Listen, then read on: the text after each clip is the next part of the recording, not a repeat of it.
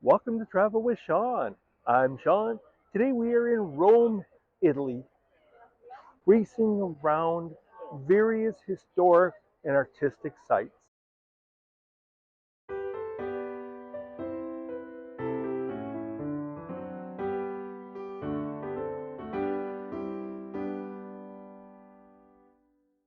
This archway is called the Arch of Constantine. In the year 312, Constantine conquered the Roman Empire. He defeated his predecessor in battle. So the Roman Senate approved the construction of this arch to celebrate Constantine's victorious entry into Rome, and to celebrate him as the new emperor. The dedication at the top reads, "To the Emperor Caesar Flavius Constantine the Great, pious Felix Augustus, inspired by divinity, in the greatness of his mind, with his army and just force, avenged the republic on the tyrant and all his faction at one time. The Senate and the people of Rome dedicated this arch adorned with triumphs." The arch stands right next to the Colosseum, along the Via Triumphalis, the route taken by victorious generals during triumphal processions. The arch was not completely built for Constantine. In fact, it was pieced together from other 1st and 2nd century arches, namely that of Hadrian, Marcus Aurelius, and Trajan, with the intent of calling on the greatness of these emperors to refer to the greatness of Constantine for defeating and killing the tyrant Maxentius in battle in the year 312. Maxentius was considered to be an illegitimate ruler of Italy, not widely accepted as the Roman emperor. He was so despised by so many that his defeat vastly helped Constantine earn the suffix the Great. Built of white marble, the arch has statues from the Arch of Trajan, hunting scenes from the time of Emperor Hadrian, and battle scenes from the time of Emperor Marcus Aurelius. It stands 69 feet tall, is 85 feet wide, and 24 feet deep.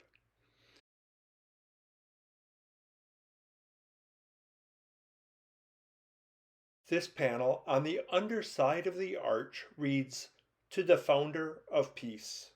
It portrays Constantine in the role of bringer of peace and stability after his military victories.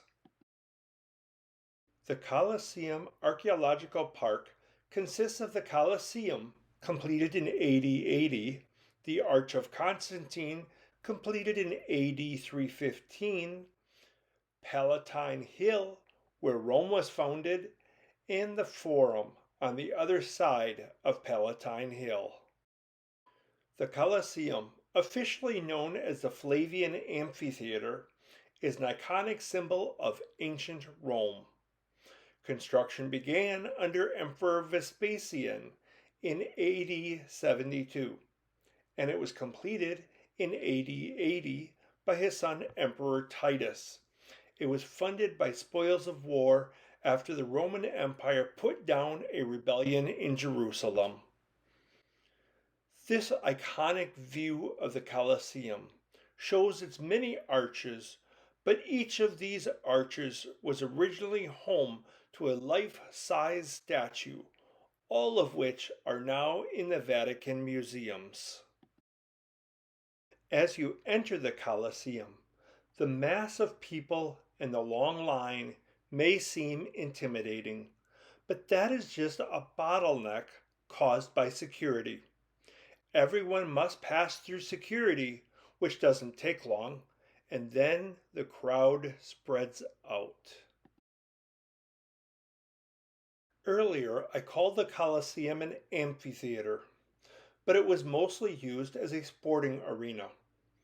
The most popular sport here 2,000 years ago was gladiator fights, armed men fighting wild animals and each other, or fighting criminals. These big holes you see in the pillars are where iron clamps and dowels were removed. The purpose was to reuse the iron and the marble for other building projects, such as St. Peter's Basilica. The Colosseum was built using travertine limestone blocks, and iron clamps were used to hold these blocks together, and iron clamps and dowels were used to hold the marble onto the wall and the columns. Beginning in the 14th century, the Colosseum became a convenient source of building materials.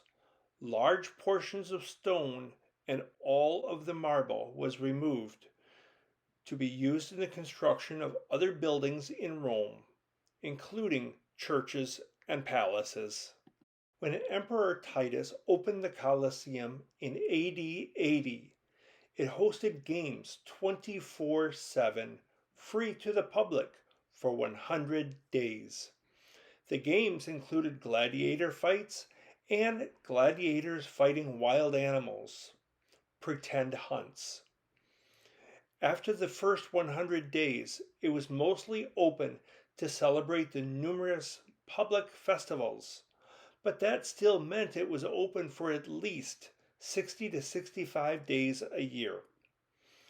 After the initial 100 days, the games and stage performances were no longer free, so spectators had to buy a ticket. Public executions were also held here.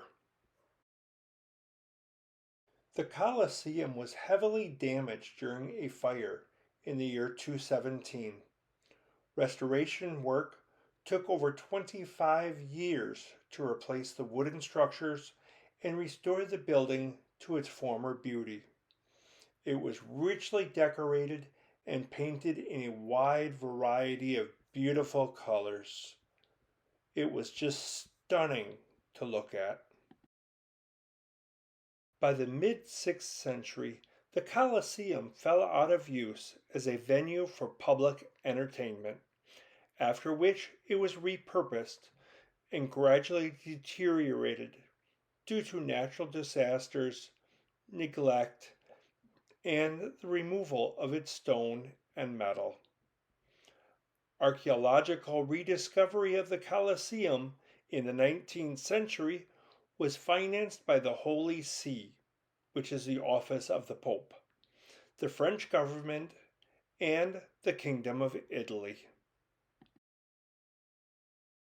There were originally 4 levels with seating on each one, with the highest dignitaries on the ground level.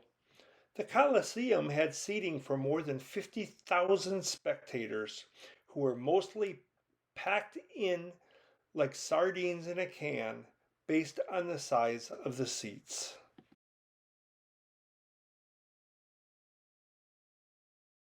Here you can see more scarring from the removal of the iron clamps, dowels, and marble. This herringbone flooring, called opus spicatum, was a popular flooring technique in Roman architecture. It was used in various structures, including villas, bathhouses, and other public buildings. Its durability made it suitable for high traffic areas and places that required a robust construction.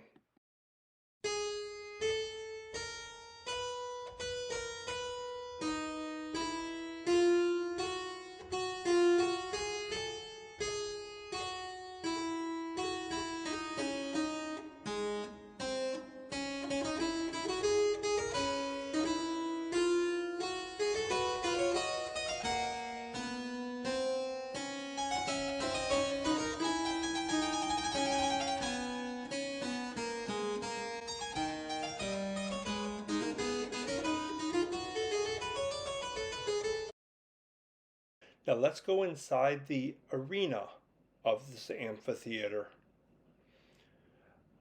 I'll talk about that cross in front of us a little later.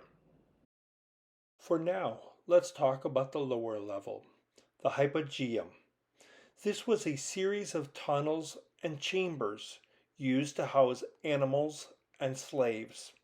There was also a special tunnel for the emperor and the Vestal virgins to enter without walking among the crowds. The top of the hypogeum was covered with a sturdy wooden platform, which was also covered with sand. That platform served as the floor of the arena. In AD 217, lightning caused a major fire, badly damaging the Colosseum, especially the wooden floor and the highest row of seats. Remember, I said these arches used to hold statues which are now in the Vatican Museum? Here are a few examples of what would have been here. See my video on the Vatican Museums for more. There have been several earthquakes causing enough damage to suspend games. Gladiator games were also suspended in 399 and 405, last mentioned in 435. In 1749, Pope Benedict XIV declared the Colosseum a sacred site, recognizing it as a place of martyrdom of early Christians. His decree was part of an effort to stop the continued use of the Colosseum as a supply for building materials. By consecrating the Colosseum and installing the cross, he aimed to preserve the monument and honor the memory of the Christians who had been martyred here. This cross was placed here in 1929 by Pope Pius XI to celebrate the 1929 Lateran Treaty that made Vatican City an independent nation. Every year on Good Friday, the Pope leads a traditional Stations of the Cross observance here, starting with Pope Benedict XIV. Christianity was not even legal in Rome until Constantine the Great became emperor in AD 312. So many Christians became condemned criminals forced to fight in gladiator games. Gladiators fought in various types of combat, to include fighting or hunting dangerous animals such as lions and tigers, but never a female wolf or she-wolf. According to legend, a she-wolf nursed and cared for Romulus and Remus, the twin founders of Rome, after they were abandoned as infants. So the she-wolf became the symbol of Rome, and killing a she-wolf was considered symbolically killing Rome. Looking at this arch, you can see it has been stripped of a lot of its bricks, some of its stone, travertine limestone, but it still seems to have at least a few of its iron clamps. This is what I was talking about when I said earlier that the Colosseum was being used to supply construction material for other buildings. The lower 3 floors of the Colosseum were surrounded with arches and columns. There were 80 arches on the ground level. The arena had 2 main entrances: Triumphal Gate, through which gladiators entered, and Libitina Gate, named after the Roman goddess of funerals and burial. This is the gate through which they carried those killed in the arena. The Colosseum was built in an oval shape, the shape of an egg. It had an outer wall and an inner wall, but most of the outer wall collapsed during an earthquake, and a lot of stone was taken from it to use on other buildings. The outer wall is estimated to have required over 3.5 million cubic feet of travertine limestone, which was set without mortar and held together with over 300 tons of metal clamps. The arena alone measures 275 feet by 157 feet. Since the stone used in the construction of the Colosseum was white, and it stands over 164 feet high, and considering that most of the buildings in Rome were single story, it would have stood out and been visible at quite a distance away. It also would have been very impressive to see up close, especially with the sun shining on it. That was the point. The purpose of building it was mainly twofold. One, to give the people a distraction from the troubles seen during the reign of Nero, and two, to be a colossal monument to Emperor Vespasian and his sons, Titus and Domitian. This street here that I'm on now is called the Via Sacra. It was the main street in downtown Rome 2,000 years ago. The name means sacred way, and it runs from the Colosseum under the Arch of Titus through the Forum to the Temple of Jupiter on Capitoline Hill on the other side of the Forum. As I said, this was Main Street, Rome, 2,000 years ago, and it was the main route for religious and triumphal processions. The Arch of Titus was constructed in the year AD 81 by Emperor Domitian as a memorial to his brother Emperor Titus, who had just died. It was built as a triumphal arch to honor Titus's military victories.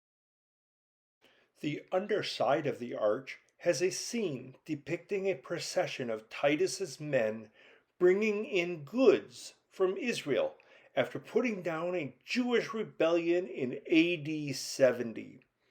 You can even see the menorah, an important item in Jewish worship. On the other side of the arch is another panel, this one showing his triumphal entry into Rome, bringing along Jews that he captured to use as slaves. This is the Roman Forum, the central hub of political, social, and economic life in ancient Rome. It served as a marketplace, a meeting place, and a venue for public speeches, trials, and religious ceremonies. This was the main square for downtown Rome 2,000 years ago. And you can see there are several large stones on the ground. And you can see further down over there, it looks like there's a lot more. All of this was covered with stone. That was their form of pavement. So this was a paved area, whereas the rest maybe had some stone, maybe it was sand, but this area was paved and it was set aside with no buildings. The whole purpose was to be the main square for public gatherings and triumphal celebrations.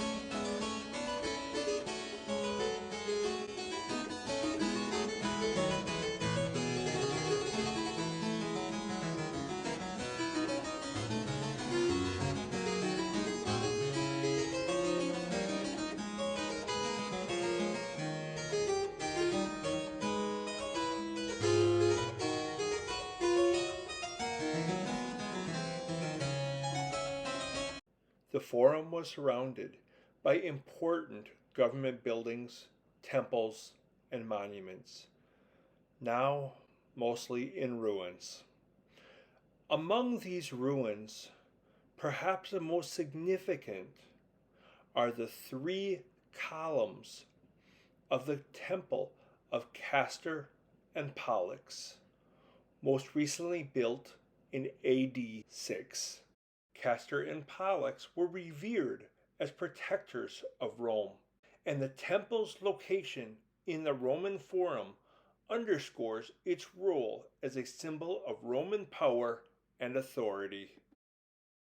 Another dominant building in the Forum is the Temple of Antoninus and Faustina.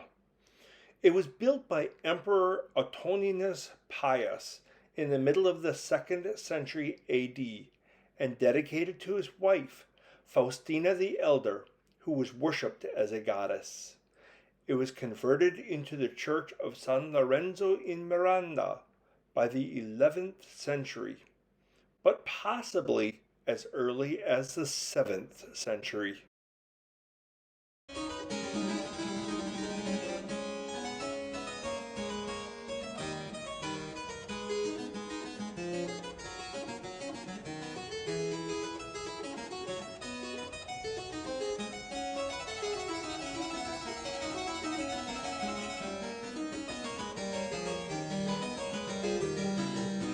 These are the ruins of the temple of the Roman god Saturn, who was their god of time, wealth, and abundance.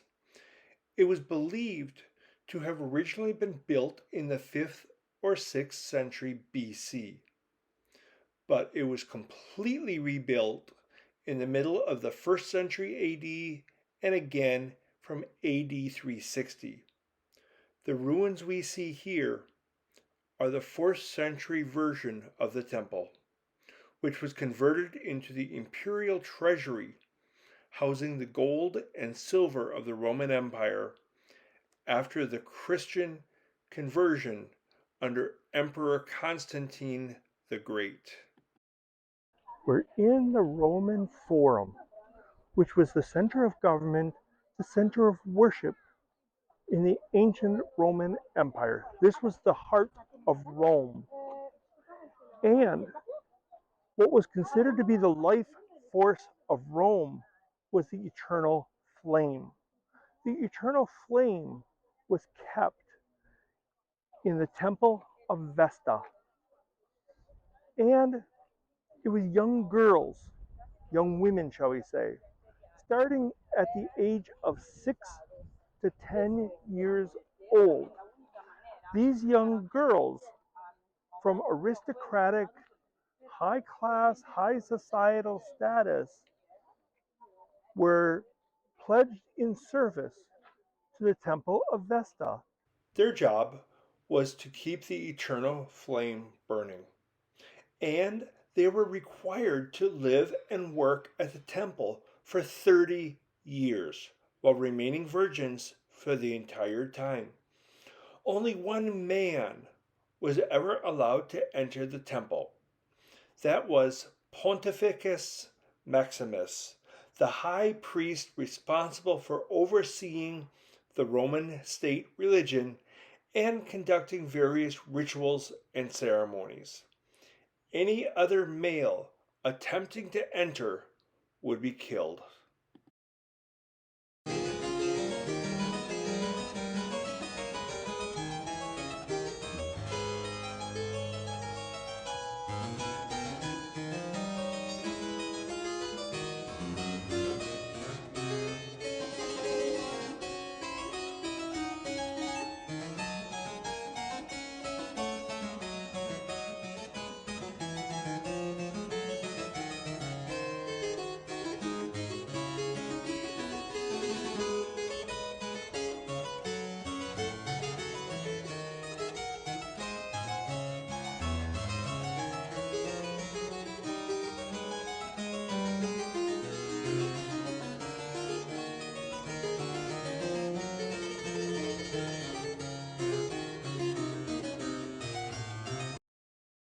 As we begin our ascent up Palatine Hill. We must first go through Palatine Antiquarium. This is a museum dedicated to displaying archaeological artifacts from Palatine Hill and the surrounding area. Palatine Hill is the most ancient part of Rome and holds significant historical and archaeological importance because this is the site of the founding of Rome.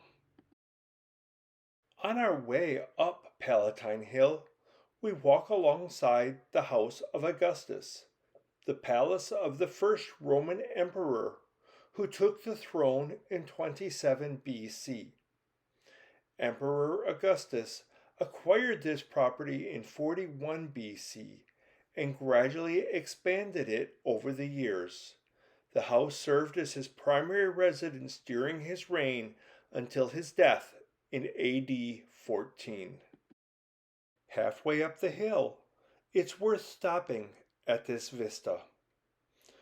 This breathtaking panoramic view shows us the ancient heart of Rome, the Roman Forum. From temples to basilicas, each structure tells a story of Rome's rich history and enduring legacy. Here we can see some ruins from the house of Augustus, the first Roman emperor. This is more of the residential complex of Emperor Augustus dating back to 29 BC. This cistern for collecting rainwater dates back to the 6th century BC. That is, from 599 BC to 500 BC, and would have been the source of fresh water for people living on Palatine Hill. Archaeological excavations have revealed what appear to be two earth-beaten huts here. Based on ancient historical writings and maps, this appears to be where Romulus lived, who was the first king of Rome. Ancient authors describe Romulus and Remus living in simple huts, with Romulus building his on the top of Palatine Hill, facing the Tiber River. One author describes a fight between the brothers in which Romulus kills Remus and becomes king of Rome. This small hut village is believed to be the foundations of Rome, which means that this was likely the original city kingdom of Rome.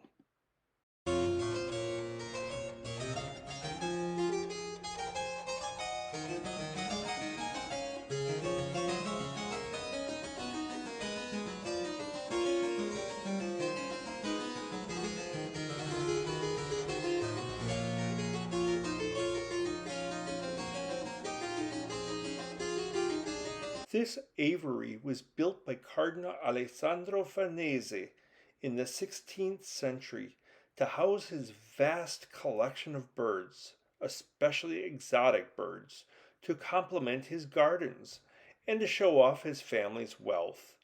This is one of the last surviving remnants of the extensive Farnese gardens that once covered much of Palatine Hill. The fleur-de-lis is conspicuously everywhere because it was part of the Farnese family coat of arms. We're still in Rome. Technically, we're still in the Roman Forum. However, you see, off in the distance over here in this direction, there's an orange big building, a big orange building. That was Mussolini's palace.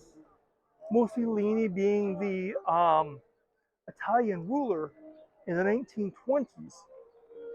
He wanted to have a view of the Colosseum from his palace. So all of this was part of the Roman Forum. But you can see there is a road now dividing the Roman Forum. because Mussolini tore down the buildings to give him a view of the Colosseum from his palace. And then he built this road. Completed in 1925, the Victor Emmanuel II monument honors the first king of unified Italy and his role in the 1861 unification. This here is the Mamertine prison, right next to the Roman Forum. Actually, it was part of it, but right next to the most important part of the Roman Forum. This is the oldest prison in Rome, possibly put in use as early as the 3rd century BC. And it is widely believed that this prison is where Peter and Paul, the apostles of Jesus, who were preaching in Rome, it's believed that this is where they were kept prior to their execution. There's no documentation, no proof that Peter and Paul were held here, but this was death row in Rome back then, 2,000 years ago. Any prisoner sentenced to death was held here in Mamertine prison, right next to the center, right next to the heart of the Roman Forum. Looking across the Forum to our left, in the distance, we can see Palatine Hill, the birthplace of Rome, where brothers Romulus and Remus are said to have built a village with their families about 3,000 years ago. To the right, next to Mamertine Prison, is the Arch of Septimus Severus. Built around AD 203, the Arch of Septimus Severus celebrates his victory over the Parthian Empire, which is modern-day Iran, in the year 197, and its annexation into the Roman Empire in the year 199. The arch is made of white marble from the quarries of Egypt, with relief carvings depicting scenes from his military campaigns, including battles and the submission of defeated enemies. The intricately detailed depictions served as propaganda, reinforcing the image of Septimus Severus as a powerful and victorious emperor.